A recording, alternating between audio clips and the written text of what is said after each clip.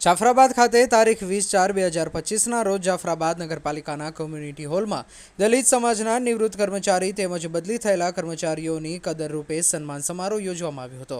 આ સન્માન સમારોહ રામજીભાઈ સોમાભાઈ બાંભણિયા સાલ ઓઢાડી તેમજ સાકરનો પળો અને પુષ્પગુચ્છ આપી સન્માનિત કરવામાં આવ્યા હતા।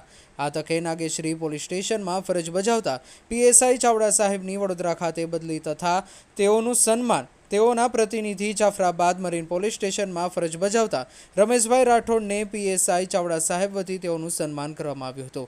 આ તકે જાફરાબાદ પારેખ મહેતા હાઈસ્કૂલ ફરજ બજાવતા અનિલભાઈ દેવરાજભાઈ સાગઠિયા તેઓની બદલી વડિયા હાઈસ્કૂલમાં થતાં તેઓનું પણ શાલ તથા સાકરનો પળો તથા પુષ્પગુચ્છ આપી સન્માનિત કરવામાં આવ્યા હતા।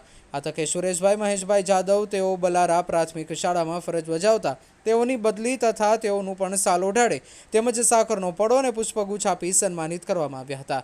આ તકે રાઠોડ દિનેશભાઈ કરશનભાઈ તેઓ બાબરકોટ પ્રાથમિક શાળામાંથી તેઓની બદલી ગીર સોમનાથ ધામડેજ બંદર ખાતે તેમજ એડવોકેટ હરેશભાઈ બાંભણિયાએ સફળ સંચાલન કર્યું હતું તેમજ આભાર વિધિ એડવોકેટ હરેશભાઈ બાંભણિયા દ્વારા કરવામાં આવી હતી।